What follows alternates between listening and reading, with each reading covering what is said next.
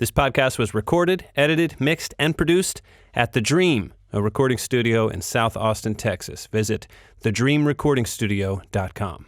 And now my name is Rock, I got a story to tell. And when I rock the crowd, well, the crowd we all yell. And when I get the feeling, I feel it feels swell. And when I start to rumble around the Welcome to episode 2 of Who's Poppin' in the Zone. I'm KG, and I'm here, of course, with Kiran Thomas. What's up, Kiran? What's up? How you doing? I'm doing great. How about you? I'm great. We made it. I was wrong. It wasn't the first and only. We got more than 5 subscribers. We did. Yeah, I was a little blown away. Actually, to be honest, I was really blown away by the feedback we got from Doublewide players. Yeah, that was really great to hear from people I haven't heard from for a long time. Seemed like it struck a chord to some people. Just fun listening to some of that history.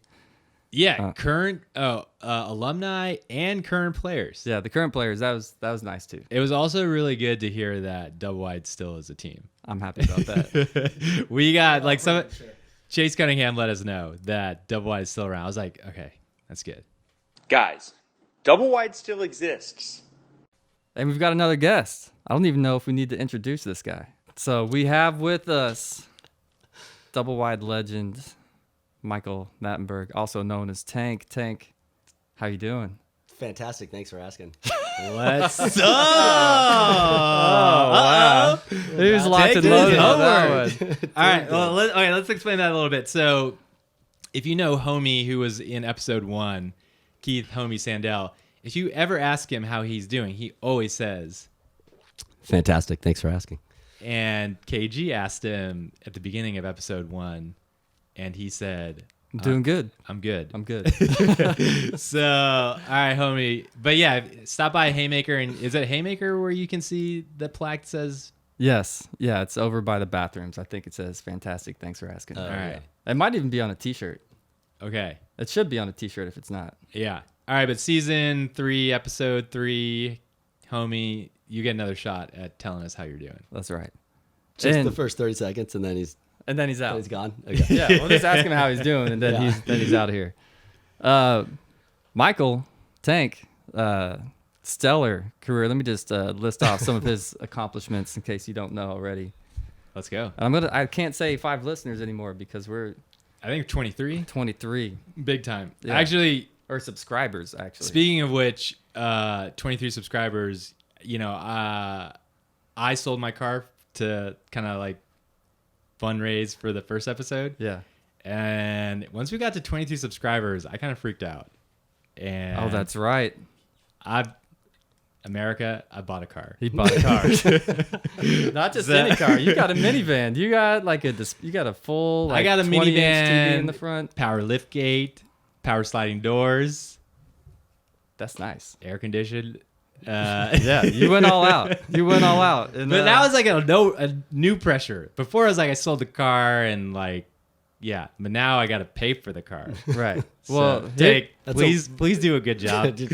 well, that's what Love pressure. I was thinking about this too because, let's just go ahead and say the first episode was successful. We can say that. Yeah. The It only changed my thing life. the only thing that's changed is the guest. Me and you are the same. So if this doesn't go well, I feel different. really? Yeah, I feel like I'm rich. Okay, Yeah. You're the only constant, Cage. that's fair. I think that's Okay, fair. I'll dial it back down. Okay. Yeah. But for Tank, 2012 national champion with Doublewide, 2013 World Games champion with Team USA, 2008 Mardi Gras champion with Sons of Dojamite, and the co-creator of the phrase "well nasty." What is the Save story? the best for last. What is the story with that? The story with that is a good book. Early in the morning on the way to Fields, Co-Cup or Labor Day? It was- You always it was- remember which one it is. Co-Cup 03. Co-Cup 03. Yeah. And I think Kevin, Cage, you were the one who asked me. I was with you. I think we were sitting 4 in the back of a sedan. I remember being we're- real tight, pressed against the Yeah, window. we're smushed together. Yeah. Oh, I always thought you guys were in a parking lot and you're rolling up to the fields and somebody was at. So you're in a car. In the We're car, in the yeah, car. in the parking lot. Okay. And I don't know why. If we're crammed 4 people in the back of a sedan, I had the book out in the first place. But Yeah, I don't you know asked what me got how a the book minivan. was. Let me tell you, she got a We- minivan. well, They're Nasty good. would have never been invented. Yeah, you said, how's that book, Michael? Probably. Yeah. I said, it's well. It's a well read. It's a well read. So did that phrase, like stuff like that, just carries at tournaments? Like, did it just like everybody started saying it immediately? It was an inside joke. Like, how did it roll? Like, were you saying well nasty at the end of that season? We pushed it hard. Tank and I did. So we did a lot of You we need did that. a lot of branding. It's a concerted effort. Yeah, I learned from Mike Grant actually that if something's not funny the first time, you just keep saying it. Just keep saying it Yeah. over and over until people admit that it's funny, and then it's good. Shout out Mike Grant. Yeah. Maybe one of the best players of all time. Yeah, I absolutely agree with that. So he said it was a well read. I think I said you can't say that. Yeah. that doesn't make sense. It's a good read. Yeah. But then we started putting well in front of other words. To describe things that should not be well. Yeah, like this food is well tasty. Yeah. You know, just little things. And then finally, I don't know who said it first, said well nasty. And then our eyes lit up, you know. History. Yeah. And then did you have the well nasty cheer like that season, or we started working on it. You know, we had the dub wiki, like Yeah. the sign off. Yeah. I think Tank went in there and put well nasty is the new super tight. And so, Yeah. so super tight was, I don't know, people said it back Yeah. in 03. And so we started saying it, and like in huddles, we'd say like, okay, let's go out there, let's be well nasty. Or someone made a nice D that Yeah. was well nasty. And Yeah. we started incorporating into a lot of things. We would harmonize. I remember at like late Saturday night being on Don Tom's, like in his hotel room, and like 4 dudes on a bed harmonizing. That was tune up when we did the harmonizing. Tune-up, So tune-up, we yeah. introduced it at Co-Cup, but we would 2003. yeah. So we had this thing. How the fuck did you guys make quarters that year? We're having too much well fun. nasty. We just Yeah. Okay. Didn't we just matter. laughed our way into All the right. quarters. That's great. But we had this thing, like we all stood in a circle, like at the fields, like in our uniforms, in a circle, and one person would start with like, well, and then the next person would join with like, Oh, it's like barbershop. Yeah, and then because get that's all- not what it is now. no, I'm sorry. It evolved. Okay. Double wide 2021. You're lucky. yeah. Hey, it was, you had to be there, I guess. It was amazing. Okay. Yeah. So that's how it came about, and Brought the team together that it year. stuck. Yeah, it pretty much carried us all the way to a championship. quarters. Yeah, to quarters. Okay. That's awesome. Yeah. So that's that one. But hey, since this is the second episode, you know, we wanted to start having some staples on the show, like things that we did with each guest. And we have something just to kind of get the ball rolling, because I feel like with Homie, we started a little slow. You wouldn't actually know it because Hogue did such a good job editing out our awkwardness. Shout out Hogue. Yeah. Best producer I've ever had. Thanks, fellas. Let's go. There he is. He's in the studio today. He's not just leaving us to do our own thing in here. He saw the talent. Yeah. And so we have a little quick fire question round for you. It's called Stalling 10. Stalling 10. Is the fact checking starting now? It's not fact checking. Okay. It's not fact checking. What is going to happen is Kiran is going to ask you a series of questions. Okay. We're going to see how many you can answer in 10 seconds. I will start a timer. And as soon as he is done reading the first question, I will hit start, and I will tell you when it's been 10 seconds. This is a speed thing. It's Yeah. a speed Oh, thing. okay. 10 seconds to get through all the questions. 10 Okay, seconds ready. to get there. Hold on. Let me get my stopwatch going. Tell me, as soon as you are done reading the first question, Yeah. Let me get I will let me hit get these. start and just answer however you answer. Are you ready? Yes, However I'm I ready. answer. Are you ready, Tank? Yeah, I'm ready. All right. What throw do you like more, IO flick or hammer? IO flick. Who did you like playing more at regionals, Bravo or Chain? Jane. That's a good one. Favorite bird stack play, LJ or Dominator? Dominator. Who is better at Frisbee, you or Kara? Kara. All right, that took 17 seconds. That was a slow cut. We just wanted to test you on that one real quick. Okay. That's fair. First stalling 10. I think it went well. Yeah. Good job. Oh, I'm done. You're done. That was Yeah. it. We I thought was you thinking were it was going to 10 maybe questions. No, 10 seconds. 10 seconds. We thought you were going to 17 stumble on who was better at Frisbee, but I'm not surprised you. That- Quick answer, Kara. Yeah. Yeah. Yeah, easy. That one, fact checking has begun. Yeah. Yeah, she's better. You passed. So we talked about on last episode why we brought Homie on the show, as he was Doublewide founder, right? And so we wanted to talk to him first with this Doublewide podcast. And so I just wanted to tell the people out there why we thought you would be an interesting guest. And you have the unique, unique history among Doublewide players as being the only one that played every season from the inaugural year 2001 all the way up to the national championship. And you finished in 2013, correct? That was your last year. One more. So you did one more after that, but you're the only one that played every season 01 up until that championship. So going from last place at nationals to top of the mountain, which was pretty amazing. Yeah, I mean, there are some other Doublewide players, like Scotty started with you, but he took a couple breaks. Then the next year, Max 02, and he played all the way to 2012. And then Salad, we were talking 03. He was early too. And Salad then was all 03, the yeah. way to 2012. But you're the only one from the first team, or from the very first Miramar team. days. Miramar, yeah. Yeah, I think it's fun to start with how you even got into playing Ultimate, and just tell us a little bit real quick about early sports background. You don't have to go back to like kindergarten days, but like what you're doing in high school and how that, you transitioned into college and then found yourself playing college Ultimate. Tell us a little bit about that. Okay. Yeah, growing up, it was all the traditional sports: basketball, baseball, tennis, 1 year of football. And Really? Oh yeah, but luckily I broke both of my wrists coming into that season, Yeah, dunking off my roof.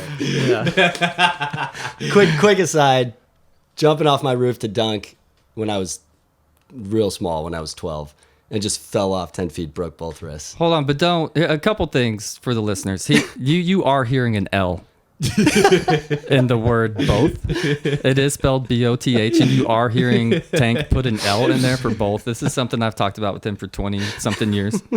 Yeah. But don't sell yourself short on the jumping off the roof thing, because you weren't just dunking, you were catching alley-oops, right? Yeah, I was catching Okay. alley-oops. Did So- you yeah. land the alley-oop? I mean, you dunked it and then swung off the rim? Yeah, because this was about our 10th time.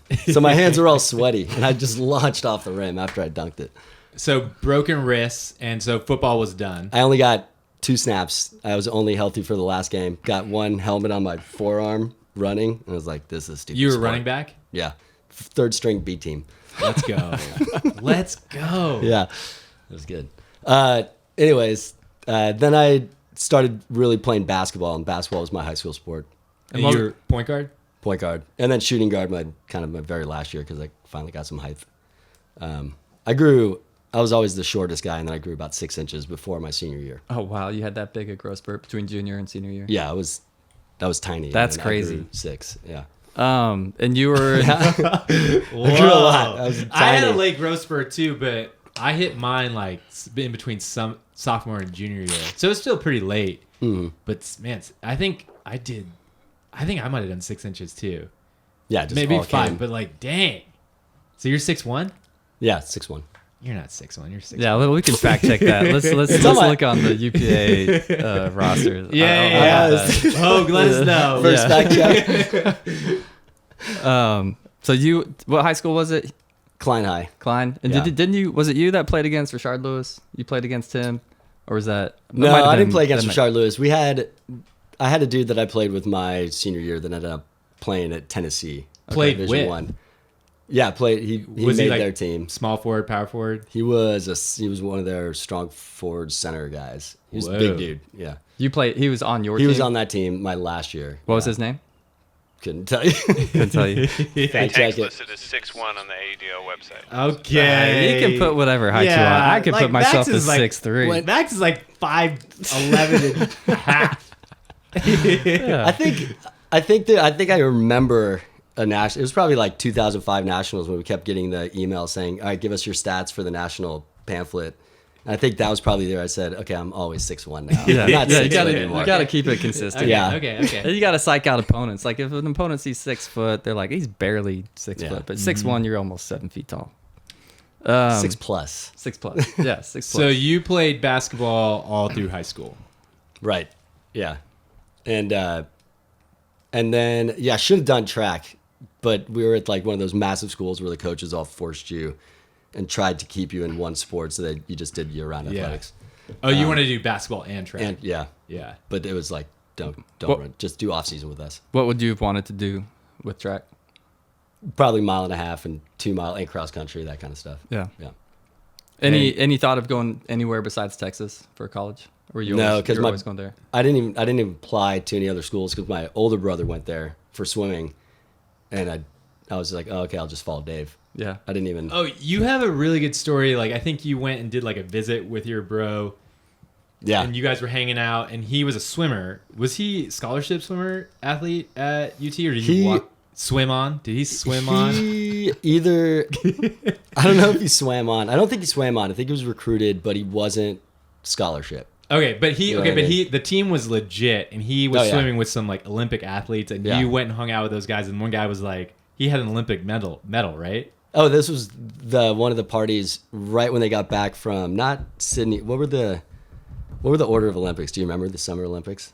What was before 96, Sydney? 2000. So it's probably 2000. It was 2000. Yeah. Where were those? Were that the Sydney? 2000 was Sydney. It was. Okay. So it was right after Sydney. There was like 4 or 5 UT guys were on that gold medal team.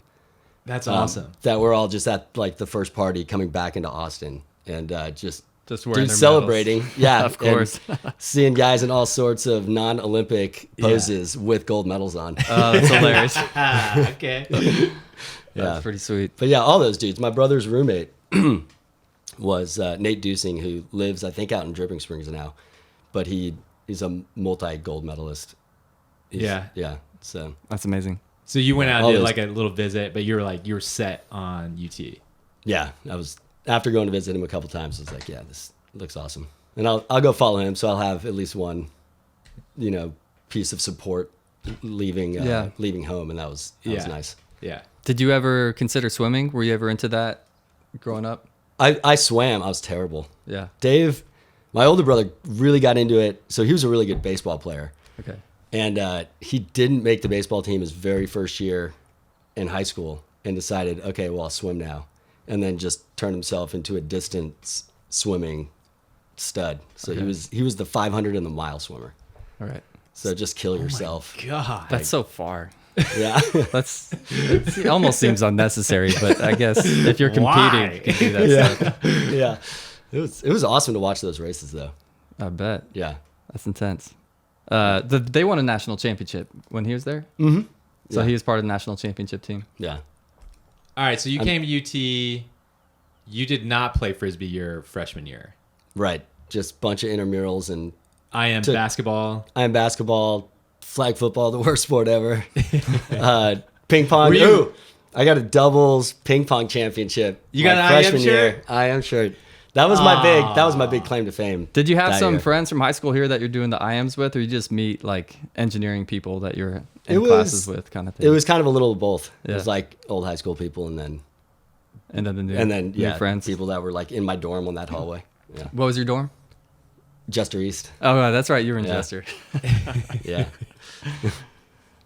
So how'd you get linked up with Frisbee then? So the Chuck Sen tried to get me to come out my freshman year. Yeah. But like I was taking those classes. My brother was a chemie. I was a mechanical engineer, and he said, "If you don't like it, get out as fast as you can." So I just focused on grades that first year. Yeah. Um, Did you happen? Transferred. Were you living with a guy named Robert Chen by any chance? yeah. Oh, okay. Interesting.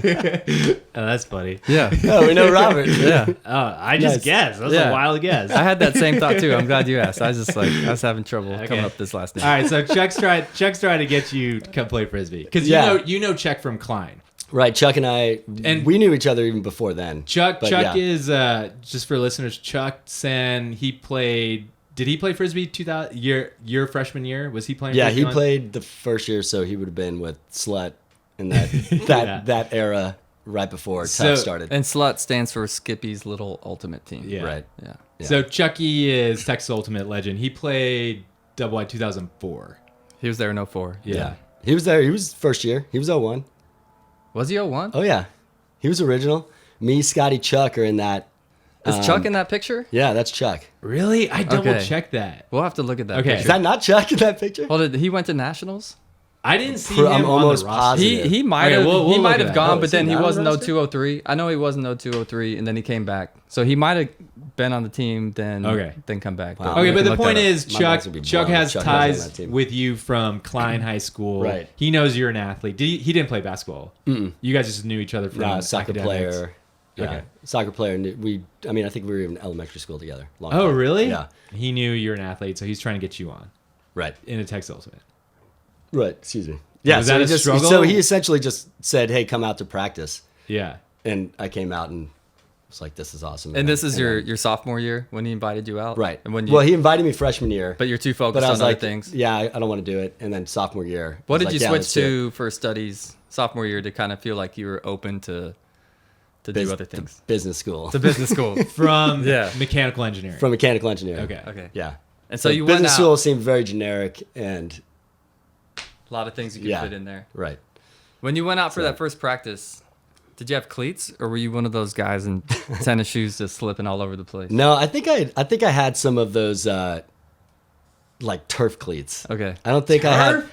I don't even know why I had turf cleats, but I didn't have. I remember they weren't real cleats. Not the Sambas. Sambas were the soccer. Yeah, not like But the the almost ones- like a referee cleat. Yeah, I know which one you're talking about. Probably like like an Adidas, like with a lot of tiny. Yes. Small, Okay, I'm small just, studs. I'm just a little shocked because I remember like when we were playing Frisbee, one of the things I love talking to you about cleats, cutting, all that. Like we had our opinions on that. I guess you just had to take some time to figure out what you liked and didn't like. This is how I gained my wisdom. Okay. No, because these cleats were never bought for Frisbee. I probably had them left over from I Okay. don't, like senior year softball. That Yeah. was like a fun league I was in or something. They're not meant to change direction quickly. No, and they did not. They did not change direction. My first pair of cleats were blue Pumas. They were Ooh. like $30 from Academy because I was like, I'm not playing this sport any more than like summer league. Like I don't need anything legit. Yeah.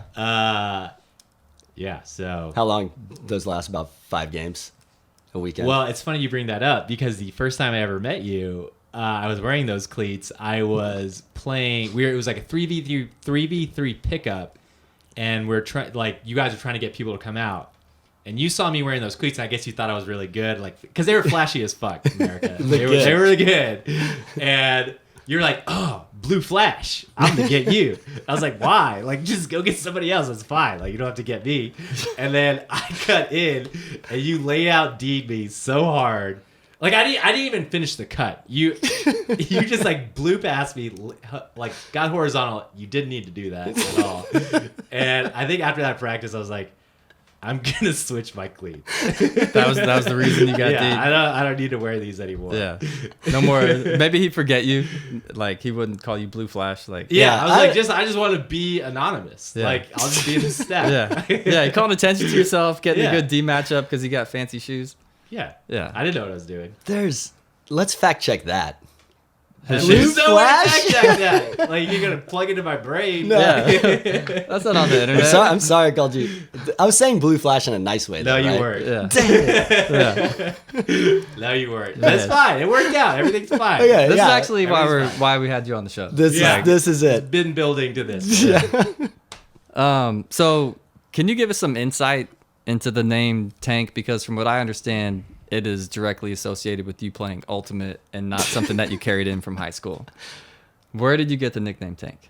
Yeah, it was definitely not carried in from high school. Yeah. And I never have a good story for this, but every once in a while, I guess Tall likes to spread this lie. That this lie that this nickname came because I demanded it, or I would come out and play if everybody called me Tank. Okay, Yeah. just, But just I will say, okay, let me preface this. Okay, I did not think. If coming into the night, I did not think that I ever called Kiran Blue Flash. So there's a possibility that I actually did this, even though There's no way I didn't do this. Okay, so I just want to ask this question again. Yeah. And this time Ask answer it again. You know? Like Yeah. just Ask actually it answer again. okay. Yeah. Ask it again. Okay. How did you get the nickname Tank?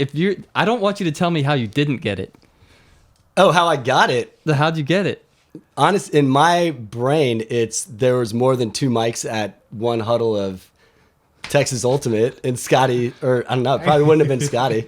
I don't know. Scotty would Your not have come brain's up broke. with 'cause Your brain's broke. Scotty would not have come up with something as tame No, as Tank. yeah. It That's would true. be way That's true. more R-rated. He would have called you Coax or something like that.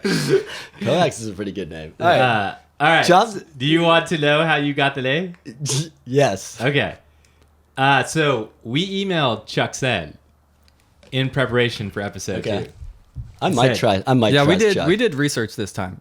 Oh, we did a lot of research for episode 1, but it was like, I mean, that had been built up over years. That's true. And we also, at some point in the show, we'll do some corrections from episode 1. Yeah, we have some corrections from episode, because we got feedback from the community, so we got some corrections. Don Tom, you didn't go to Rice Ultimate. I'm so sorry. Yeah, we just found out UTSA. Okay, so Chuck Sen, Texas Ultimate legend. I'm really interested to hear this, by the way. I said, Chucky, KG and I started a Doublewide podcast. In episode 2, we're going to interview Tank, and can you give us the origin story on his nickname? Because I've heard several different Your things. face is killing me. And he says, he doesn't like the real version, which is that the first year he played Ultimate, he was on the fence about whether to commit to playing Ultimate or doing double down on accounting studies or whatever stupid other things he was into besides Ultimate. Chuck is really funny. So we were, you, Robert Chen, and Chucky were watching a football game in the living room at a place you used to share with your roommate. This is why you know Robert. Yeah, I like these details. Yeah, that's awesome. There was a player from Stanford, and his name was Tank Williams. And Can we fact check that? oh yeah, Is we that got okay. fact check. Yeah.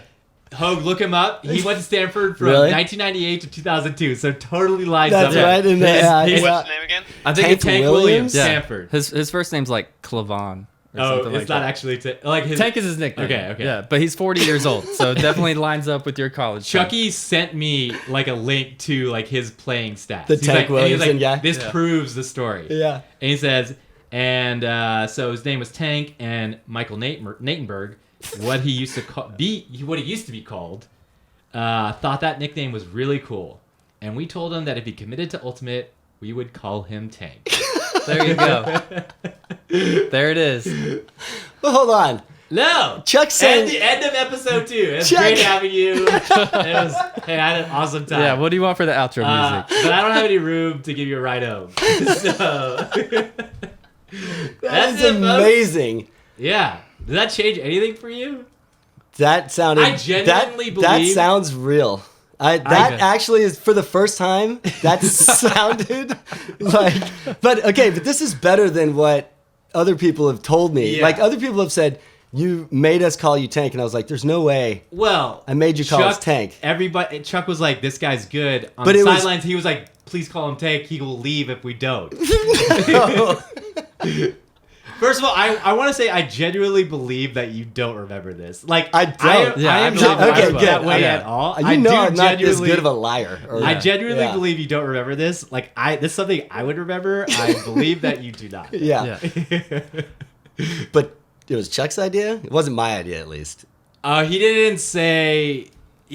He kind of. I think he was like, "Oh, we got Chuck was just playing me. That's the only reason he was why I trying to played convince you to Frisbee. come out. He saw Yeah, skills. yeah. He saw you had skills. He Oh, that offered is- and you accepted. It's kind of how. Yeah. You thought it was a cool name. He said, "We'll I call mean, you it's a great name. that." Tank It Williams. has Tank. stuck for 20 years. 20 years. Because I talked to Tal Tversky, Yeah. first year Doublewide captain. He said your original nickname was Newborn Baby Deer. Oh, that was always That was like secondary. Oh, that was always that a was nickname. That was ongoing. always and Yeah. why? Because you were just like all legs Couldn't- and cutting. I could not stay on my feet every time I changed direction. Now I that wanted I to know go it- too fast all the time. now that Like, I'm too excited. heard about the growth spurt, I think you're still figuring out all your limbs Yeah. and such. I'd only for a had those couple long years. legs for less than 2 years at that point, Yeah. or like right around So there. you're still cutting as a 5'7" person. Right. Exactly. Exactly. That's what was going on. Exactly. You're Yeah. actually 6'1". All right.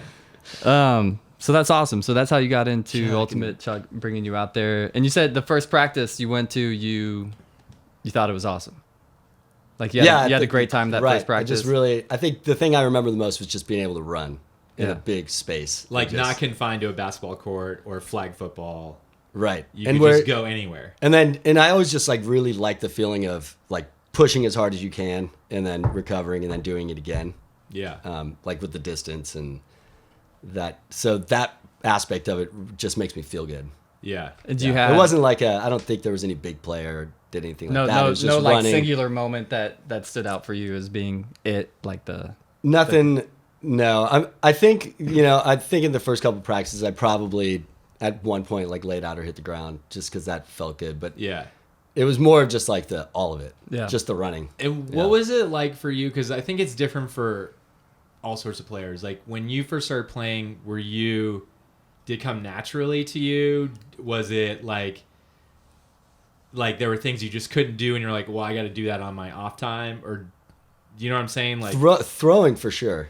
Came naturally. Did not come naturally. Did not come naturally? No, it took. I remember like 2 weeks of concerted effort on my flick. Yeah. Just could not figure it out. 2 weeks? That's 2 weeks. nothing. It's No, Well, you're no. putting in a Like, lot. I'm until- sorry it took you 2 weeks. Yeah. I mean 2 weeks in the sense of like actually releasing one and it felt right. Okay. And I remember it coming at Clark Field, Yeah. and we were out there on a rainy practice. This was pre-lacrosse, and at that point in Clark Field where they just let it go to shit because they knew they were going to redo Oh, it. what is Clark So- Field called now? The Cavan Lacrosse Okay. Center. That's right. Okay. So there were a couple Clark years Field there. on campus at UT. Yeah, and they would just let us trash it. Yeah. It was natural grass with potholes everywhere. Oh, Yeah, It was it a was crappy nasty. field. Yeah. But yeah, I remember being out there, and I think it was because the disc was wet. I like finally figured it out, and I remember being so happy. Yeah.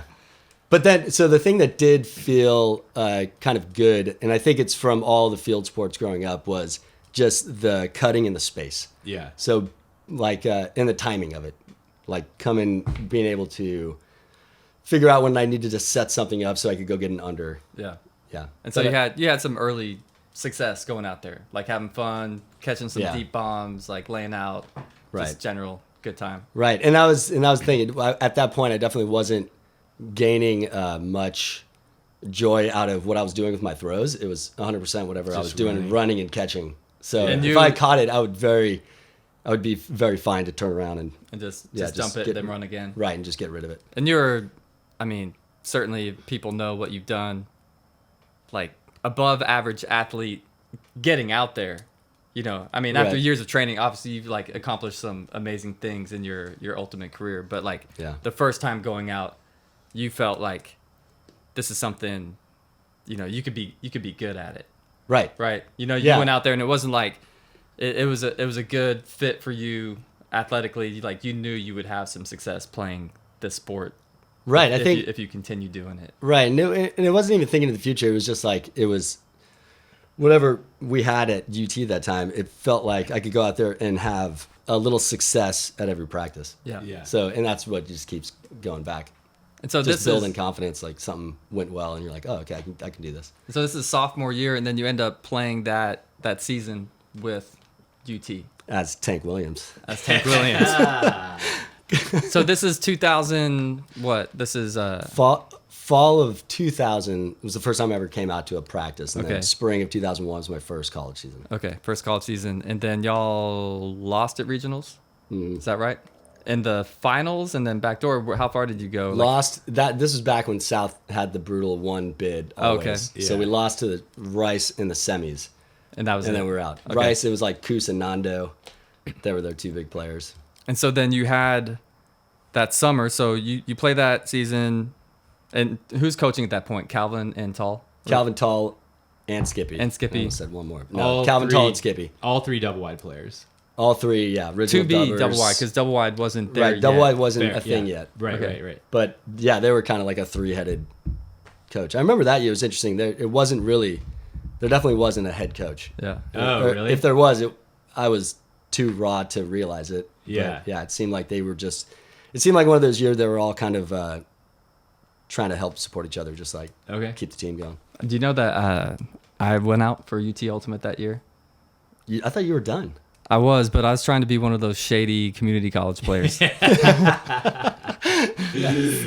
I remember you at a couple. That's awesome. I remember you at a Why couple did you do college it? things. Why? Because it just wasn't gonna work out. Because even in like the timeline of the first time I was registered to play, I would have been past the 5 years. But I like moved back to town and I was taking some art classes at ACC. Yeah. Like I was looking to get into graphic design. Okay. And so it started with just doing some studio stuff, and I was living at that house on Rio Grande and going to the Rio Grande campus. And I was like, well, maybe I can, be one of these guys that is loosely Sneaks affiliated, same community college in the same town as this college. Yeah. Go do something. But so I came out to a few, but it didn't end up working out. Yeah. So then that summer you're back in Houston. I just kind of want to talk to you, and we spoke about this before. What kind of sold you on Ultimate as being like really dedicating a lot of time and energy to it and having it really become like a lifestyle. full lifestyle and just a full part of your life? Yeah. Well, so I think the regionals loss actually kind of played a part into it, because that got me super motivated to want to improve and get better and get faster. Yeah. So then that led me, when I did go back to Houston, I was actively seeking out, okay, where can I play pickup and keep playing Ultimate?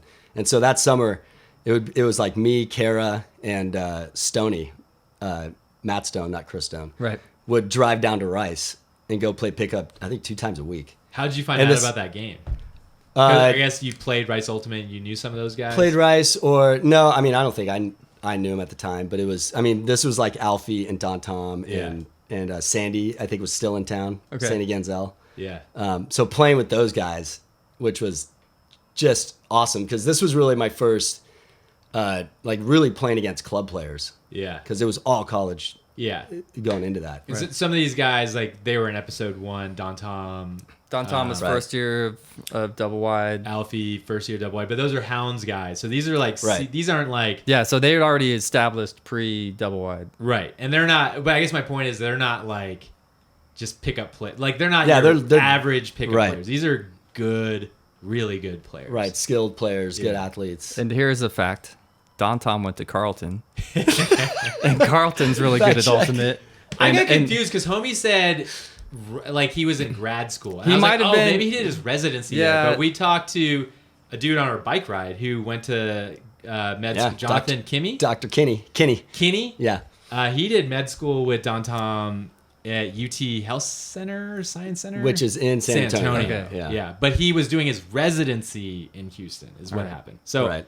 my bad, Don Tom. Yeah. And Alfie did go to Rice and played with Cloud9. And they were good Yeah, they were good. when Alfie was there. They were good. They're all right. And so you played there, and then you had, I forget I'll just let you tell it. Oh, so- but what happened that summer? So hanging out more and more with Alfie, Alfie is an awesome instigator. Right. But then I think we were at a party or something, but it just came up, and Mecca, who was a Rice player who had just moved up to Delaware for probably his PhD or something, something that sounds postdoctoral. right. Yeah. Alfie was like, he needs his car up there, so will you drive it to him? And Holy smokes. you'll do it with Nando. And he had one of those sweet... Nando is Alfie's brother. Yeah, Nando's Alfie's brother. Oh, I totally Yeah, forgot younger that. brother. Yeah. So Nando's a couple years older than me. He might have, yeah. Yeah. And I was like, yeah, okay, that sounds awesome. And I guess, I don't know what I was doing. I think I was working a job downtown, but I was able to just not go to it for a while. Yeah. And so we just hop in that car together and just stopped along the way at Ultimate People. And the best one was stopping in Atlanta which just happened to line up with our summer league tournament, and staying with an ex-Hounds guy, Rich Sternthal. Okay. And just like immediately being accepted in this community. And then also seeing Atlanta's summer league community, which is like Austin's never gotten up to that for whatever reasons, but Atlanta's got a well-established summer league. That was just, high level Frisbee, and then just everybody was so friendly. Yeah, just fun times. Yeah. Like on the field, and then people just being open and welcoming off the field.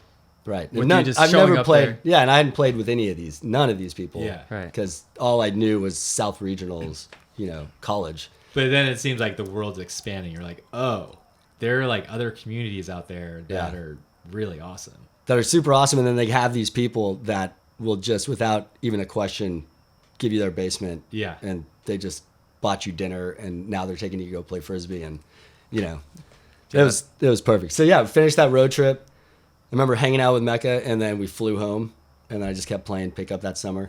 And I still can't remember. I should have gone back to the emails if I did get to play Poultry Days that very first summer as well. Okay. With Ooh, that would've been a good Alfie That would be a and big Skippy.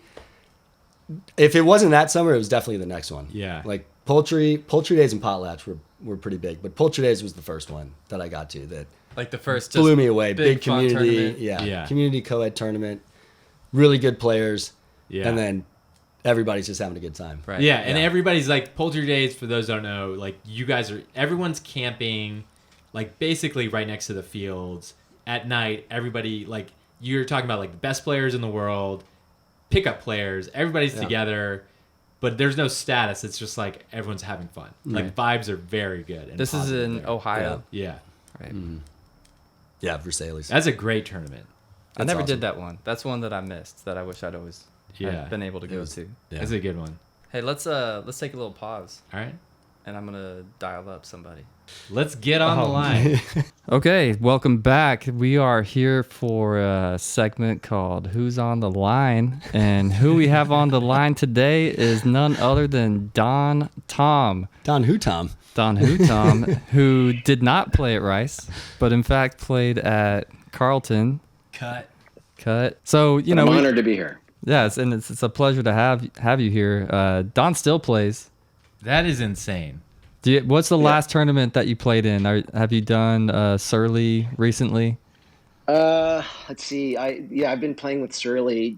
This past year was GM, or 2 years ago, right? Mm-hmm. So that was Nationals, like 2020, And did you win it? and we won it. Do you have a count on how many Masters championships you have? I want to say 4, That's and awesome. then maybe 2 or 3 GMs. I can't remember. We've got Tank here, and one of the reasons that we wanted to get you on the line today was because we did a little pre-interview with Tank earlier this week, and he mentioned you as one of the people that he saw kind of really legitimize Ultimate as a thing that could be really a lifestyle change for him and something that he could do, because he had just played one college season and then was in Houston playing summer league or pickup games at Rice, and then met you and Alfie, and I think you mentioned Sean and Stone as well, and seeing these guys that are professionals, like not professional Frisbee players, but Don is an anesthesiologist, and just someone that really had an early influence on him as a legitimizer for the sport. I'm wondering, do you remember meeting Tank in those early days? Do you remember him coming out to those pickup games at all at Rice? Did he make an impression on you? I did. Like, No. were you playing high school in Houston? Oh, he thought you were in high school? No. Was he 5'7"? Yeah. Yeah. Fact check. I do remember. I don't remember the day that we met, Tank, but I do remember you coming out, early on, and I remember thinking that that this is a really athletic guy, and if he stays with this, like, I could see that the game's going to evolve to this type of play, this type of body style, this type of speed. Because before that, like, it was, handlers and deeps and mids, right? And everyone had pretty defined roles. But, I think Tank, caught the attention of a lot of people because he kind of had the potential to do kind of it all, right? Yeah. He was tall and lanky and fast. And that's kind of a rare trait in those days. And he was just a kid, and he had like such a great attitude. I remember he was just like smiling in the back of the stack. What? That doesn't sound right at all. What are you smiling for back there? I don't know. That's not a place to smile. But like I could tell like early on that he seemed to like really enjoy the sport for what it was, and I appreciated that because I think that it was kind of a, I don't know if you can pipe in, Tank, but Frisbee in that time was kind of a weird transition. Like a lot of the open teams were like brutal assholes. It was like a really Hey Don, this is a kid show. Oh, sorry. It was mean spirited and like A it was bunch of kind of bad guys. cheat to win. Really? And- Like and- you're. I mean, so Like and me- I've read about that. I've talked to players from that era, and so you're talking about like New York. New York dog. Yeah. I mean, Yeah, we so- don't need to sing out players, but like I guess what you're trying to say is like that was the recipe back then to win. Like that's what It was. people expected. Well, New York definitely, as I was a college player and only heard about club, I had not seen a whole lot of, I had not traveled a lot, but that was kind of, the late 80s, early 90s Yeah. was teams of New York, Windy City, Florida, and those guys were just like brutal, like really just tough-minded, like fought it out. Yeah. Tripped a lot at each other. Like it was just not well spirited. And I think, Tank's kind of when he started popping up, like I think the game was evolving, right? And I think that like me as a young player at the time, like I respected teams that played fairly. Chain Lightning was always a good team. Yeah. Always a good team in our region. And they respected the game. And I appreciated that. So I And, think we mentioned it in the first show, but Don, you played Hounds for how many years prior to Yeah. that first year at Double Wide? Were you there for about, what you go ahead and say, like 3 or 4 years, something like that? Yeah, so I graduated Carleton in '93. I actually wasn't going to play, but I ended up playing with Rice that '94 season. And then '95, I joined the Houston Hounds. You played Rice Ultivillage. Well, Hey! I don't apologize for Hey! anything. Hey! We had it right all along. Hey! yeah, but it was before Damien, and it was before, probably I want to say maybe even before Alfie. Alfie It would was have probably been 94, 95, I'm guessing. Yeah, Alfie was there. It was really the heart of the team was Emeka. Emeka Corrin. And he was actually I'm having such a hard time picturing that person. I know that name. You probably have never. He was Seen him. baller. Danton baller. Emeka was fast, and he had this. His thing was spirit, and he led. Man, that's awesome. He led the Rice team in cheers. Like and to this day, the Rice team still cheers the things that he invented. Yeah. Really? That's really cool. Seems like yeah. I think that's really important to call out. Like when your best players are like that, are spirited, play the game, quote unquote, the right way, treat opponents with respect, that filters down to everybody. And that's really cool to hear with Rice, to see like the impact it's had on the program to this day. I would argue you've had that impact on Doublewide. Tank, you've had that impact on Doublewide, but especially on Texas Ultimate. Being one of the best players, like I think Doublewide and Texas Ultimate for years were known as like especially in our chain rivalry, like it's gonna be a gentleman's game. Like we're gonna have a really good game. It's not gonna go to another level that nobody wants to go to. Yeah. I mean, I think that going back to your point, if Tank saw like me and maybe Shawnee and maybe some other players as guys that could play this game hopefully at a high level, but also be able to do other things too. Like that means a lot to me, because I think that like Frisbee's played a big role in my life, and I want to be surrounded. One of the reasons why I play is that I want to surround myself with good people that I respect, and like I cherished my time with the Hounds, and I cherished my time with Doublewide. Like you know, those are like years that I was doing a lot of growing up, and I see a lot of the players growing up, you know, as I matured, and I had some hard lessons, and I respect all that stuff. And, you know, I went through it with Homie, with the Hounds when I was in my 20s. And, you know, I just recognized that, like, you always want to leave something better than you found it. Right.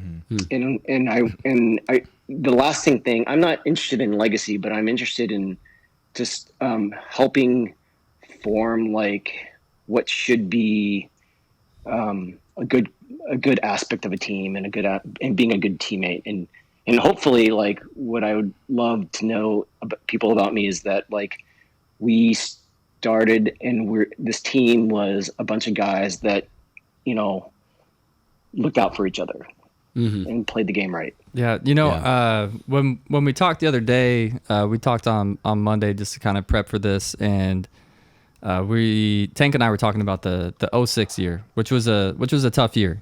We didn't make nationals. We were like preparing for nationals, also getting ready to go to Worlds.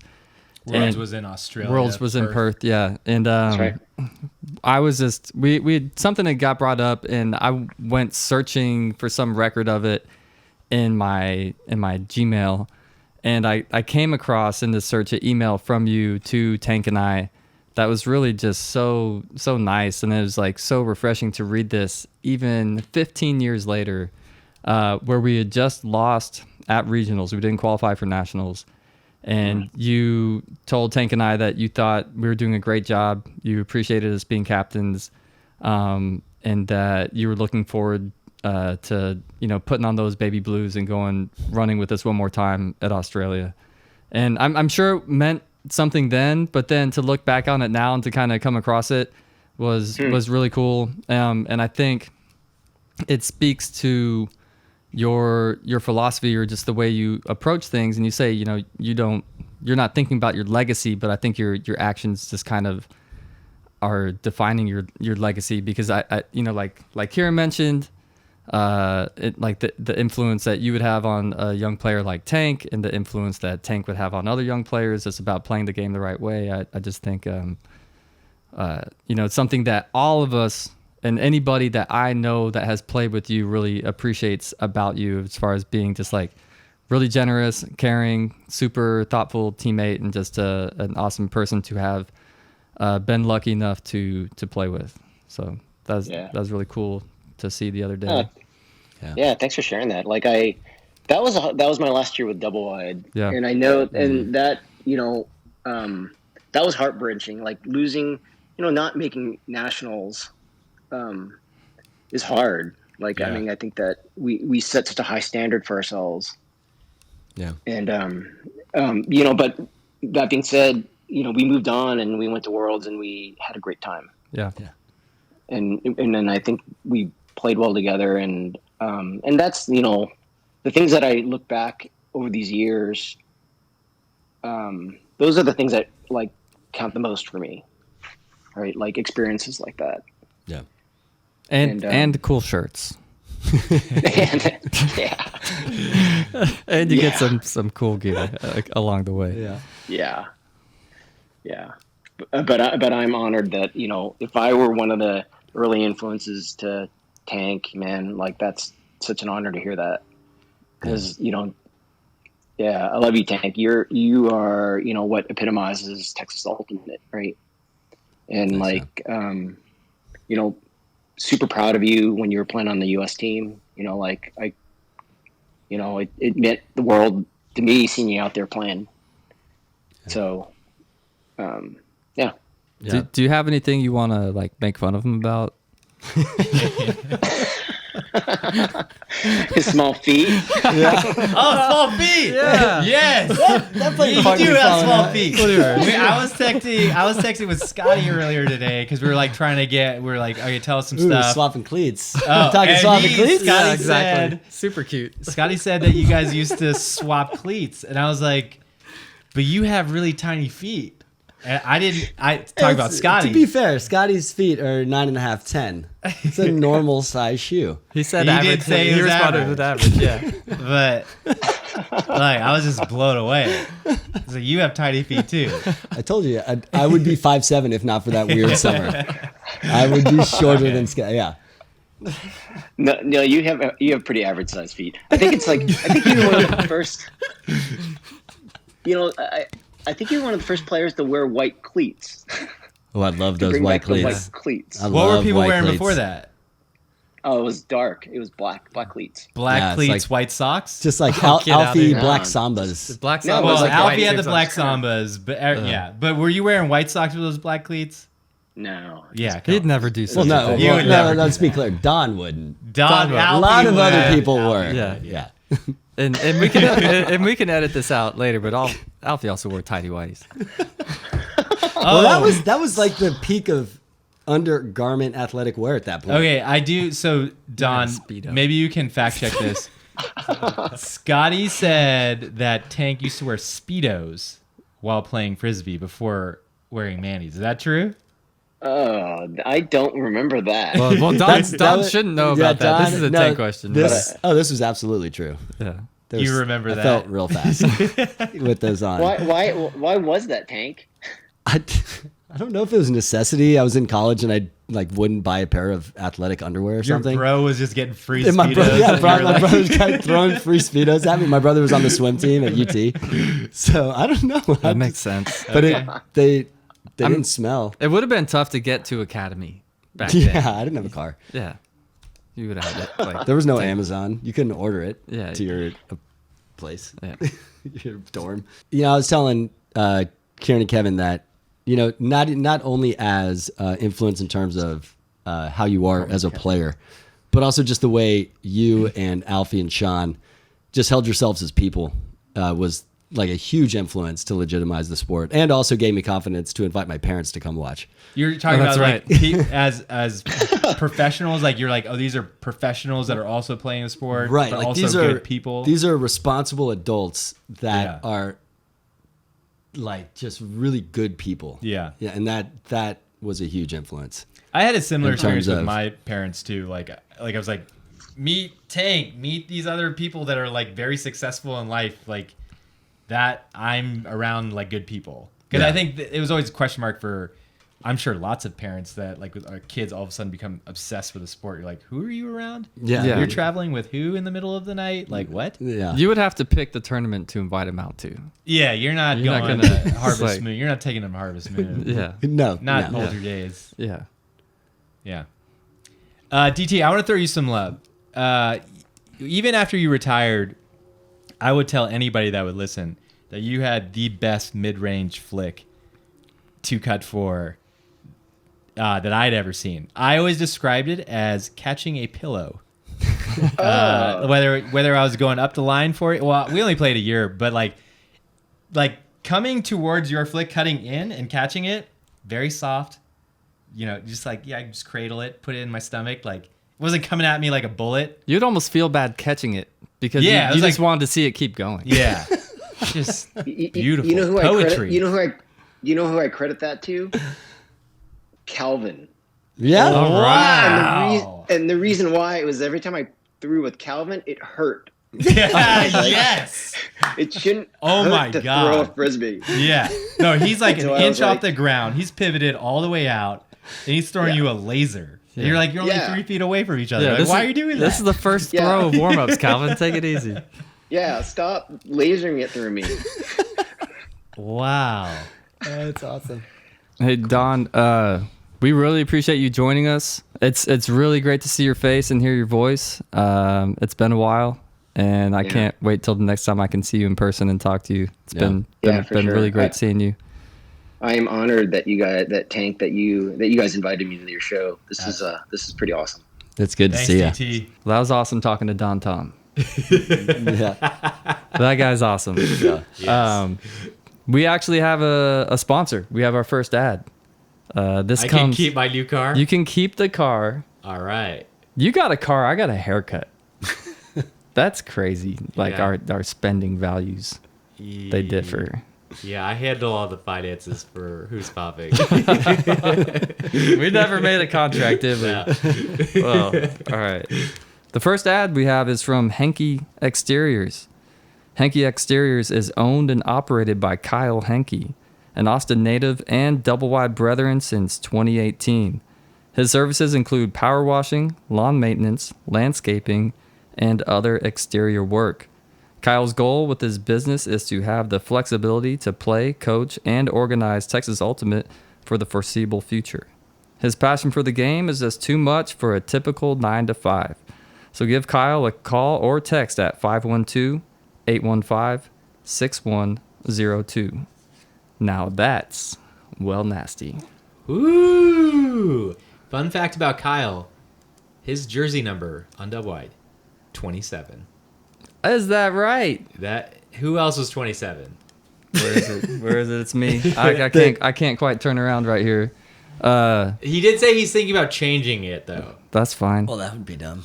Yeah, that's what I said. Why would he do that? Yeah, But that's cool. I appreciate Kyle doing a little sponsorship. That's awesome. Wish him luck. So even if you don't need the services, if you know someone that does, send them Kyle's way. Yeah, that's awesome. It kind of leads us into another part of Tank's story about the 9 to 5, the not a typical 9 to 5. So you were saying, so Kyle, he wants to play Frisbee. He's not loving the 9 to 5. Right. So I think, Tank, that relates to your story because you had an experience with KPMG. You got your master's at UT. Right. And you did an internship with KPMG. It's an accounting firm. Right. My senior year, 4th year, senior year, I did an internship with KPMG in Austin. I still had one more year till I graduated. Okay. With, like the accounting program. And you, during that internship, you got a sneak peek of accounting life. 9 the real to world, 5. 9 to 5. And very quickly realized at the end it's not what I wanted to do. But I was too far along in that program to just quit. So it was the timing worked out really well because it gave me that whole last year to just really think about what I wanted to do as a career. And that's when I realized in that last year I wanted to be a teacher. Yeah. Thinking back on just things that I enjoyed. And I always found a lot of joy whenever I could help somebody understand something, whether it was in high school tutoring or whatever.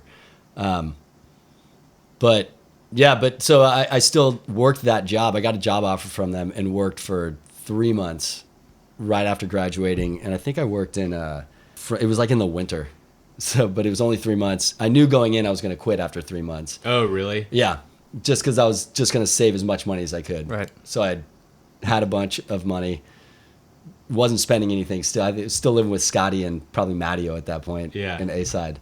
So you played. You got this other unique thing, like where timing just kind of worked out for you perfectly, where you played your first year of College Ultimate. You said you had that experience in the summer, and then you're coming back, and in the fall, Doublewide starts. Right. And so for your 5 years of College Ultimate, you also played an open club season. What was that like? How did you manage that? Because it wasn't like you were just some random guy. Like you ended up being, in your 5th year, a Callahan nominee. You ended up being runner-up to Zipper Dick. Dr. Zipperstein. Which is a huge accomplishment, which is just one of these things that tells you how loved and appreciated Tank is that people make fun of him for being the second best player in the country for college. Like that's something to give him a hard time about when no one else has even been a candidate.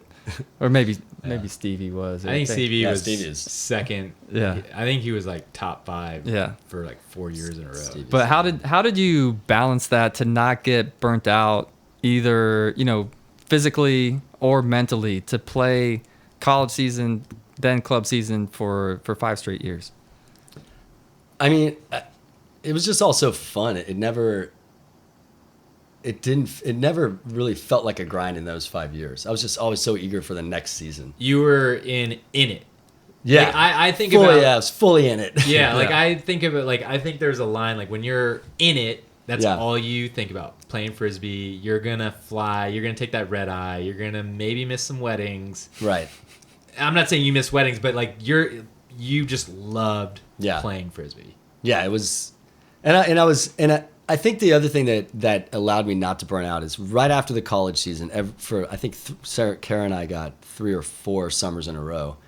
where we would essentially turn college nationals into the start of a road trip. Okay. And then we would just hit national parks and then also ultimate tournaments, Poultry Days, Potlatch, what is it? The one in Calgary, I can't remember what it is now, but we would just go to these tournaments and then camp at national parks in between. So by the time we got back from that trip, then Doublewide would start up. Right. And so I would just be completely rejuvenated because all I've done is hung out in the woods and played super fun Frisbee. Yeah. Right. Meeting cool people. Yeah, meeting great people, still playing like decently high level, but just, and not training, right? Just going. And then coming back and then going into it again. It was just awesome. I remember you coming back from some of those trips, and, you know, whenever we did a track workout, we'd do like a mile warm up, right? Yeah. And I remember I'd be like, all right, this is the time. This guy's just back. He's been driving for 16 hours straight this or is something. my time. It's like, I'm going to beat him. Yeah. And then he'd be like, oh, I just got back, drove straight in from Alaska or whatever. And then just hits like a 6:30 pace. Form. And I'm just like trying to sprint past him that last little bit to finish ahead of him. Yeah. And I'm just like, oh, man. So that sounds like a really amazing way to kind of keep yourself fresh. And it's awesome that you had a partner. Mentally and physically. And you had a partner with Kara to have someone to do that with. It's And really Kara cool. Crouch, your wife, amazing Frisbee player, Callahan winner, also probably feeling the pressure, similar pressure that as you, like top player on the college team, top player on the club team. This is y'all's time to just go rejuvenate, meet cool people, come back, reset. Right. And I mean, that was the other thing that I think also made it super easy and frictionless is that Kara was as dedicated, if not more, than I was throughout that whole time. Even through each season, right? So Dedicated to Frisbee. To Frisbee. Like wanting to get better. Training, throwing, all of that. So, you know, if it was in the club season, I mean, we very early on figured out that when we were at a tournament, there was zero kind of obligation to go check in with each other. Because we would get solely locked in with our team that we wanted to make sure that there was like no hurt feelings and of course, if we had time, we would try to go sneak and watch a game if it worked. But it was understood that the team you were with was the precedent that weekend. Yeah, what you were doing. That's great to have that established because that would be tough to balance if you're thinking that every free moment that you have. Instead of spending it with a team that you're going to go over, watch and support, and just know that you could fully invest in the team that you're playing with and be present with them. Right. So we've talked about this. You've had the full run of Doublewide from 01 to what you went to 2013, but from the 04 and 01 to the 2012 championship. Did you see? We won on your birthday. That's incredible. Yeah, that is awesome. I'm gonna find the picture. There's a picture of us like lifting you up after we won. I mean, because that was just like what was gonna happen. So the other crazy thing is that in 2013 for World Games, we won that championship on Kara's birthday. Oh, that's crazy. awesome. Yeah, right after. Did you lift her up? Both of those. I don't know if we did. We definitely talked about it. Yes. We can Photoshop it in. Yeah, we could do something with that. Yeah, we're not gonna do that. I remember we had those workouts. I mean, we were just saying October 20, like 10/28. Scott Barron's, singular focus on that. I think he had the date on his. He got cleats. Custom TDs, Nike TDs with the date on there. Are you talking about the 12 season? Yeah, the 2012. Okay. Yeah, October 28th. Just thinking about that final day. Yeah, but your birthday. I mean, obviously was around nationals. Right. That's super fun way to celebrate, and pretty incredible to have the championship be on your birthday. Did you see over those 13 years of playing shifts in the team as far as like culture and ability and confidence and status? Are there like, if you reflect back on it, can you kind of see segments in these major transitions along the way that kind of led to that championship? Yeah. I mean, there's a lot. I mean, my early years thinking it felt more of it did not feel like O&D to me. It felt like these guys are good throwers. These guys are fast runners. They're going to do their jobs. Right. And it doesn't matter if it's a D point or an O point. Yeah. They're just going out there as throwers or runners or cutters, right? Yeah. And then, the leadership probably after, I think probably Shani had a big part of it. But then starting to then specialize into, and you can help me with years, but when we finally started seeing success a little bit on the national level, 03, 04, or 05, Yeah. having that shift of a little bit more of specialization between O and D was a big game changer. It's almost like, I mean, I think it helps clarify roles for people anyway, and just like eliminates confusion. And like we talked about last time, you're not looking at 20-something people trying to figure out the point. Like there's a better understanding of what you're supposed to do for the team. right. But then, I mean, I think, what was it? We talking about 07 around there is when we started. We just like pulled in a bunch of young dudes, and the focus became pretty much, all right, we got to be faster. Yeah. Right. We got to pull in and start feeding from our universities to get younger. Yeah. And So faster. we had 06 where we did not qualify. We went to Worlds, and that was kind of like, I think, like an era change.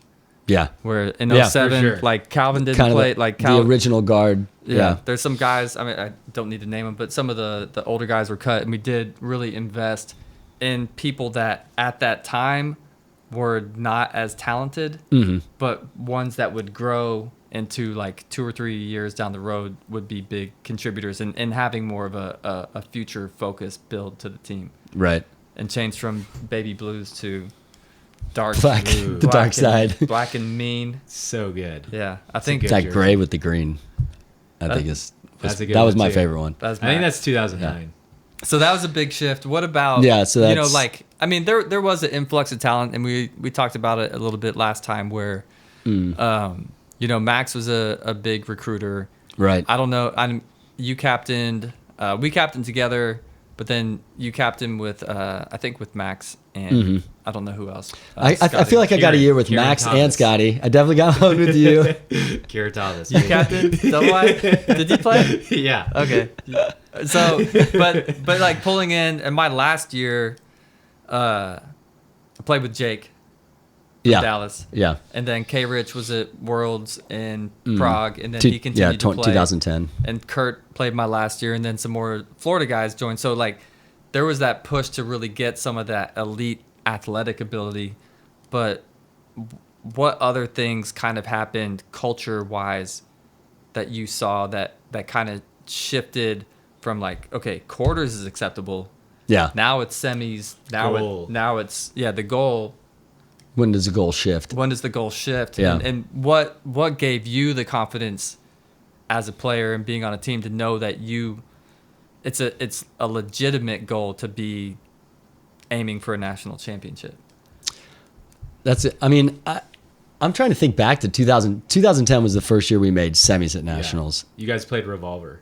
And it was Yeah. a close game. I think you Yeah. guys lost 15-13, but it was It was close. Close. But like looking back on that game, we just weren't mature enough to Mature finish how? a game in terms of as a team and trusting each other. Like we had. that is interesting. Yeah, like you have to have all 7 dudes on each of those lines being willing to give up the disc to any of the other 6 guys. Yeah. To be mature enough to win those games, right? Name names. I'll name yeah. some names. I mean, I've got memories of like sometimes, and maybe my memory's off because I don't even remember how I got my nickname, but of Did like, you play double wide? I don't even know. What is this tattoo on my leg? Tank's got the tattoo, homie. Yeah. Where you at, homie? Homie. But yeah, so I mean, Kurt, Brody, Florida guys, big guys that we brought in, and Yeah. Brody wasn't with us in 2010. Was he with us? When did Brody come on? I didn't play 2010, so I cannot tell you. I think he was 10. Was he 10 too? I think Maybe he was. here's the first year I did not play. I think he played. Okay. So I mean, they just won a college championship where they He could was they the could man. kind of go back and forth, He had right? every point. And so they're rightly so. They built up chemistry for 4 or 5 years, and when those games were getting tight, it was like looking towards each other. We're looking like people are, and it's not just them, but when you start doing that kind of Ultimate trying to take over and not do it as a team, it doesn't work. Yeah, it doesn't. That doesn't translate to the open club level. Yeah, it's tough. I wouldn't. A lot of things have to fall into place, and the odds are against you if you're playing that. One of the things, you got to be healthy. You just got to be lucky. Yep. We were fairly lucky in 2012. Oh yeah. Jared Wolf got hurt. Stevie was hurt. So that was really unfortunate. But we were a really strong team. Didn't have any other like major injuries. I bring up 2012 because of what you just said about trust. Because I think there's a few like defining moments of that run that we had. One, if you like go look back at the tape, Steve Darrow, a pull went out of bounds. It unfortunately like touched Max. It went out the back, which means we would have had to pick it up at the back line. Which means, if the disc would have kept rolling, that means Revolver would have been able to set up. Steve D was back there. Nobody told him to do this, and he touched the disc, which meant Max could pick it up quick and get it out of the back line. Yeah, but he just put it on the back line. Like he stopped it. Yeah. He stopped it, like, which is totally legal. But another really, really big moment, like I think back and it makes me smile. I wasn't at the back of the stack when I was smiling. I was smiling on the couch. We were playing Ironside semifinals. I think we had a Florida line where they're setting up like 4-man for Ironside to go upwind. The Florida line just was not getting it done. Like, I'm not talking shit. Like, just something like, yeah. But they just kept going back out there because it was their point to be on the line. Right. And you went out there and you were like, no, like, get off the line. We can all do this together. I don't know exactly what you said, but that was the intent of the message. And like, I can definitely pull up that footage. Yeah. And I just remember being like, holy smokes, that's like what we need as a leader. That's what we need as like somebody that's been on the team for a long time, that trusts the team as a whole and like what we're doing. And I always personally felt like that was a huge defining moment that was the semifinals, but like we had to obviously win that game to get the next game, but like it was so crucial. And like it's really cool to hear you say like now, like one of the things is like you knew in 2010 not everybody was really trusting each other yet. Right. And you had that lesson. I guess you learned from that lesson. Yeah, and then we learned it again in 2011. Because you got in the semis. Murdered. Yeah. Semis, it wasn't by Revolver. Yeah. It wasn't close that time. 2011, yeah, I don't think it was as close. And people were just running, same lines were running out again. Do you remember that? Do you remember the moment he's talking about versus Sockeye? No. In the semis? Oh, Ironside. He doesn't remember his name. Ironside, yeah. Do you remember that moment? I mean, I'm sure it just came naturally. I definitely remember that being one of my main priorities that whole season as a captain. Make sure everybody trusts each other. Yeah, and it's like just getting like really focusing on all of us being on the same page in terms of we trust everybody. Yeah, like we're one cohesive unit. Yeah, but I was saying I don't think in 2010 we had the goal of semis. Really? I don't. Maybe we did. 2009 we had the goal of semis. We did already? 2009 was definite disappointment to lose that quarters game. Yeah, we Doublewide had never made semis, but we felt like we had the team to do it, and we're like, well, let's shoot for that because we had a great regular season. We made finals of Labor Day. Right. We made finals of every tournament we played in. We didn't win regionals. But yeah, we had a great season. I mean, Chain won that year, right? Chain won that year. They were on fire. They were dominating. They were just crushing everybody that year. Yeah. I mean, as far as kind of signature changes, you know, we always trained, and I think that was something that some people didn't like about potentially playing double wide were track workouts. Right. Right. The emphasis on being fast and in shape over touches. Right. Yeah. Or just like getting out and playing and having the fun with friends, which, you know, you just have different priorities. Different people have different priorities for playing Ultimate. And we knew that if you wanted to be successful at the top, you had to put time in at the track.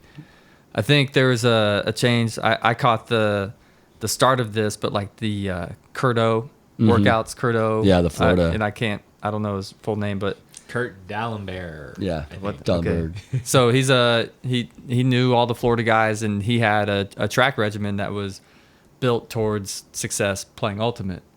And what was sold to us is like this is what Kurt Gibson and Tim Garrett and Brody and all the Florida teams did in college. Right. To be able to just have like three guys just play every point. Right. And I think that level of training, I think in 2009, felt it personally, just another level of confidence. Like Yeah. you're prepared out for there to sure. run for everyone. And then I missed this next wave, which was the Getting in the gym. getting in the Yeah, gym actually phase. putting on a little bit of mass. Yeah. So yeah, those track workouts were a game changer in terms of confidence for sure. And then what especially about at the end of games, end of tournaments, felt awesome. Third day of nationals, just Yeah. feeling, like I remember like we lost in 2009, but I was like I could play several more games.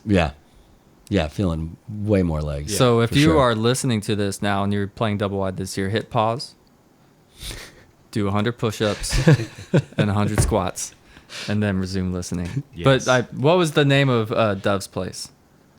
Clockwork Body. Clockwork Yes. Body. Yeah. But like Mike Dove. that was a big thing. I mean, everyone noticeably changed physically from being there. And I think, Yeah. the track part, you know you're going to run, but then the next part is, it's a non-contact sport in the same way that basketball is. Like, Right. you're going to take some hits. You're going to take some hits. You need to be able to handle them.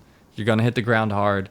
And it just gives you confidence to know that, every tournament's 2 days until you get to nationals, that you're going to be fresh on that third day to make it, Right. to continue playing Yeah, on the next one. 2012 was like first time to just regimentedly hit weights way more than we ever did, like 3 times a week. And what was your role in 2012? Like you were grinder, cutter, go out Yeah. there and run, like what you love to do. Mostly cutting, but then I would handle just a little bit. But yeah, just Mostly out in the Keeping- field, and Yeah. were people bodying you up? yeah. Well, I mean, I was always skinny, so anytime I would leave my feet, I felt like I would immediately lose control. So that was the first year that I could actually get off my feet and get bumped and not Yeah. feel like I was just flying through the air, and Yeah. I could still concentrate on the disc or do something. So you felt way more confident out there. Yeah, felt actually strong rather Yeah. than I felt fast and strong instead of just fast, which was a big difference. So I talked about this, how you had, you always had a big role on double wide. I talked a little bit about this with Kiran on the way over, where one, homie mentioned that UT would be kind of the farm program for double wide. You could develop players there. And you got a lot of run early. I think you and Scotty did as part, Tall was a coach, Tall was on double wide. Right. It would be beneficial to the college program to have you guys playing. And I think that first year double wide, however many guys we had, there was pretty equal playing time. Yeah. Right? Like everyone got some run. Like you got a lot of great experience that year. Yeah, Your for first sure. year. Oh on yeah, double you- wide. That's yeah. crazy. Yeah. Definitely. So to It have was that, awesome. like you start playing, you've only been playing for a year. Mm-hmm. You play on a nationals qualifying team, and you're getting significant points, Right. right? Yeah. And you always played a big role on the teams that you played on, and to the point where you're like recognized as one of the top college players in the country. What do you think opponents said about you as far as handling you? So like you're playing UT in 2000. What was your final year? 2005. Yeah. If someone's game planning for you, what are they saying about Tank? Like what do we have to do to limit Tank? What do you think your strengths were, and what people would focus on, like trying to shut you down? I think that's funny. I think a lot of my success over the years, because I don't think a lot of teams had to like game plan against me, right? So I was always on a team where there was like clear other roles, so I could just run really hard and kind of do. I feel like I did everything better. I feel like I did everything pretty well. Nothing super outstanding. Right. So I think Don kind of even that make alluded sense? to that, where Yeah. he said, You were this next wave of player that wasn't just a mid or a deep or a handler. And you can fill in every spot. Right. And so, I wasn't scoring, 10 of the 15 goals, or I wasn't throwing 10 of the 15 goals, but I always felt like my role was more of like an engine. yeah, And so if it needed to be, it was like just going to keep grinding and try to get open in a way that's going to make it super easy for handlers. And then if I got it, to really just try to break the mark or try to advance it downfield. Yeah. So, and then if it resulted in goals, it was more of, Like I would be more excited after a point if I got a good break mark that led to a score that broke open than if I everything. threw the huck for the score. Yeah. Like I would think that I was definitely successful. want to throw that huck. Like I just watch that thing go. You're just wired different. Yeah. That's what I've come to understand. No one's ever said that before. Yeah. But I agree. You know, I don't think there would be any one thing. Like you could look at some players and be like, don't let them beat you deep. Don't let them do this. Don't let them do that. And you could focus on taking away an aspect of your game. But I do think that is something that was unique, or maybe not unique, but you did everything so well that your constant grind was something that's like when it's day 2, game 3, and you're still just up and down and back and forth, when it's just like, dude, just stop. Yeah. You know, just that was my favorite. Let me just like take away your deep or take away this, but there's nothing, like you just kept going back and forth. And I think you just wore people down. And I think you can see that, like if you watch that the championship game, you can see how you look fresh. Like you're up and down and up and down all over the field, just continuing, keeping points alive, open on the open side, just grinding. I was in the stack with you a lot, and so I would see you doing that. And I used to grind. I think I would grind not nearly as much as you would, but I think I was like, no, there's a different way you could do it. Yeah. And like my thing was, I'm gonna get open in as few steps as possible. And I as I'm sitting here, I'm like wondering, like, did I do that because I just got like I was just watching Tank like running all over the field? I'm totally taking credit now for your good first step. Yeah. Well, it might have been like, how can I ever cut if this dude doesn't stop cutting? Yeah, like get out of the strong side, man. There's no space. Come on, give somebody else guilty. a chance. Go back and stack and start smiling or something. Yeah. All right, so I wanted to ask a question about this like 2-year period you had, which I would just kind of assume. I think I read an interview that you gave like with a kid at your school, and it was like talking about 2012 to 2013, and like just that 2-year run you had where won a national championship. Yeah, you did it the right way. You did it with the team you've been playing on this whole time, and then 2013 you make the World's Games roster. right. And what was that like period like for you to go from a championship to making the most exclusive team possible in USA Ultimate, and then winning a World Games championship with them? Yeah, and also doing it with your wife. Yeah, Kara made that team too. right. Kara No made surprise. that. Yeah, in 2013. And for people that don't know, that's a co-ed. Yeah, Well, obviously right. co-ed Co-ed team. team. If he makes and you play 6, right, at World Games. It is 7 now. Oh, it's 7? They switched it. It was Did only it 6. used to I be think 6? Damien's year. Okay. So when you played with Kara, it was 7. It was 7. Yeah. But then how Yep. many males on the team? What was the 7 and 6. It was only 13. So it was 20 total that make the team, and then 13 get to travel to Colombia. So you choose a Right. travel So squad. you have like Wow. 7 alternates. So it's Just very 7 men, 6 women So get to not play. only did you make the Yeah. most exclusive team, 20-person roster, and then you made the actual travel roster. I made the cut. And Kara made that roster. So Yeah. I guess what I'm curious about is like, won a national championship. For some people some people in club don't ever get to do that, and you did that. Doublewide's been working towards that. Right. And then I think you were the first Doublewide person to ever like really get on that stage. What was that like for you? I mean, it would. I don't think it would have happened unless Kara had made it in 2009. Kara made Because the 2009 Kara made World Games yeah. team in Why do you say that? 2009. Because like she put you guys on the map, or No, in the sense of, so I went to that tryout as well in Oh, 2009, yeah. and so I'm like, okay, I think this is achievable. Like Yeah. that was one. It felt attainable to me. Yeah. And then also I traveled to Taiwan when they went and played. Yeah. And I was You were an observer. I got to be a sideline observer. Yeah. But that gave me a backstage pass, so I got to practice with them, like leading up, just throwing drills and just being on the field for all those games. And I was like, this is amazing. I want to do this. Is something I want to try to shoot for. So, So were you having super so much confidence in 2012. Yeah. And then knowing what World Games meant, like I knew about the trial process, I knew what it would mean.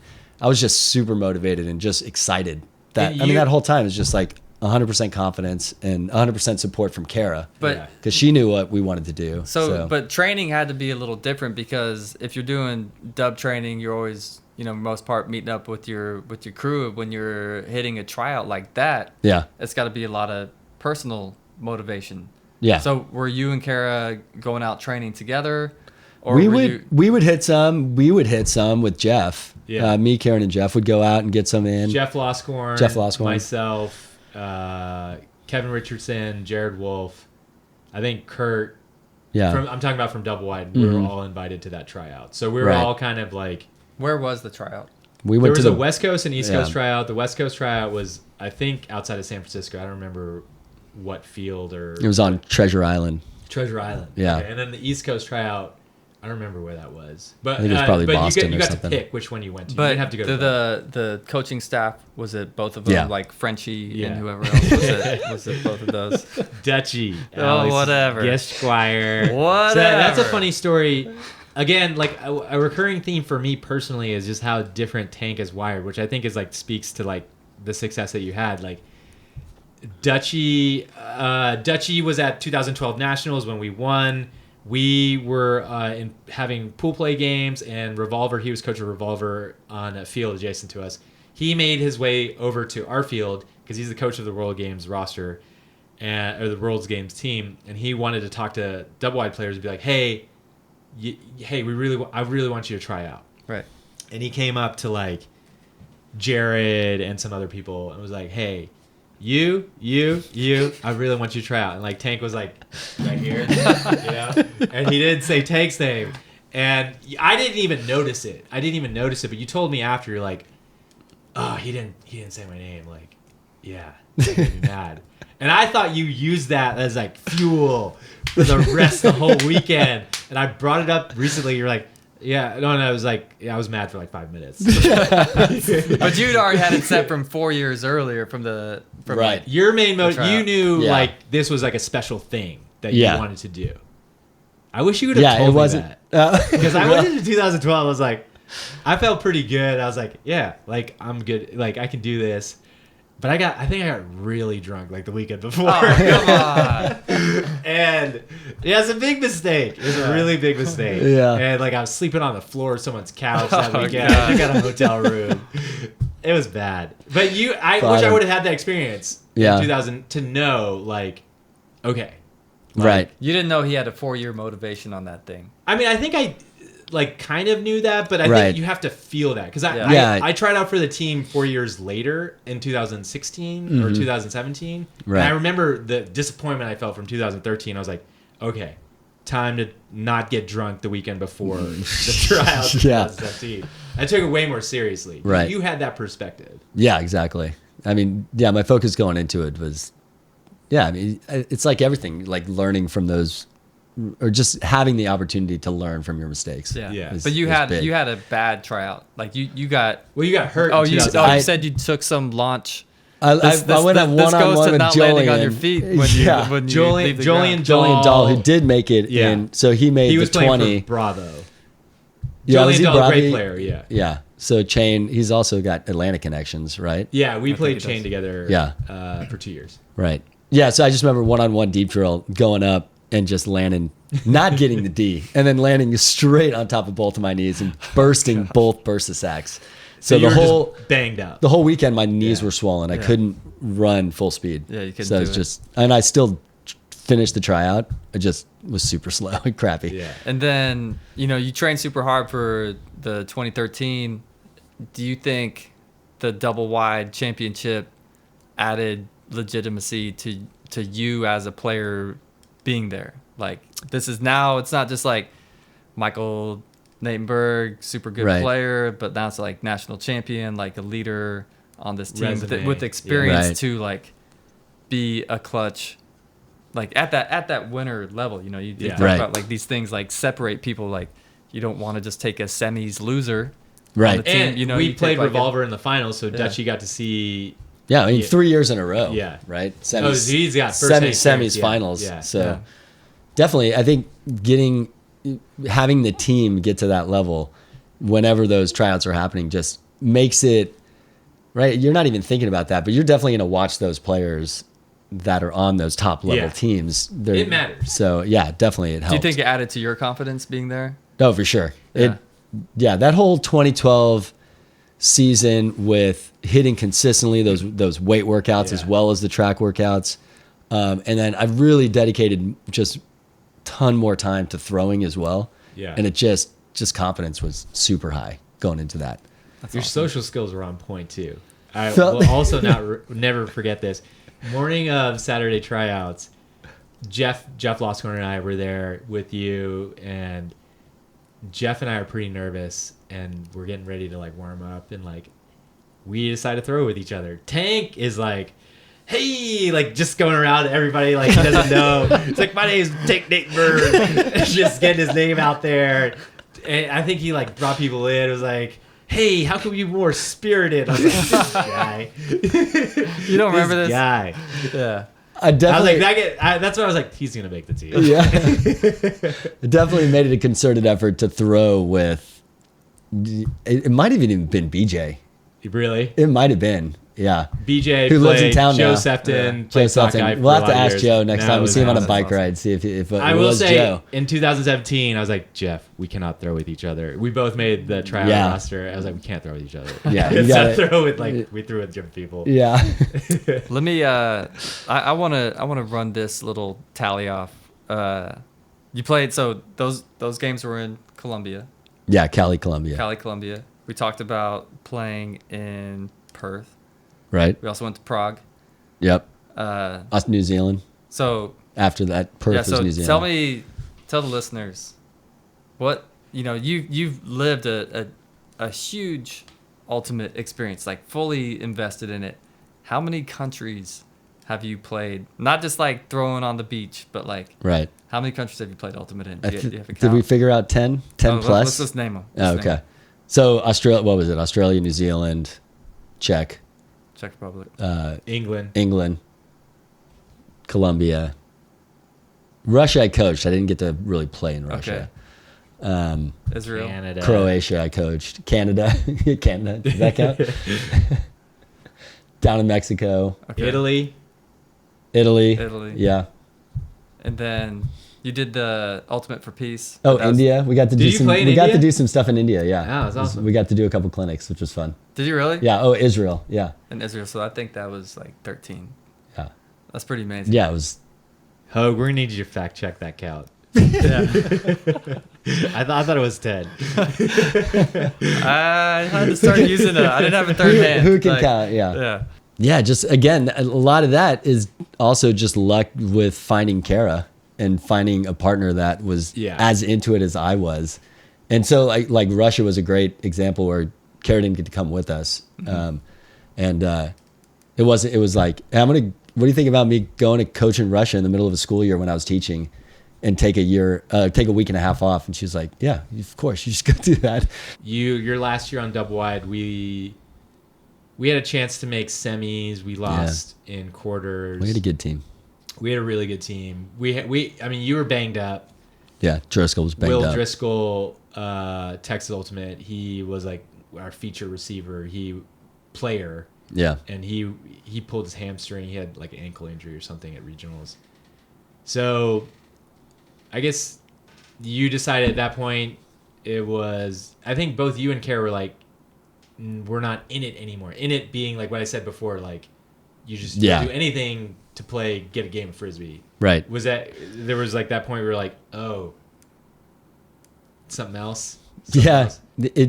We came kind of to that realization at the same time. Yeah. Which looking back, thankfully we did, because it would have been really rough if one of you were in it. And for even if it was just a season or two seasons, that would have just been kind of, because then the person, whoever wasn't in it, would have just been like, "Ooh, I should totally come back." I should go practice right now.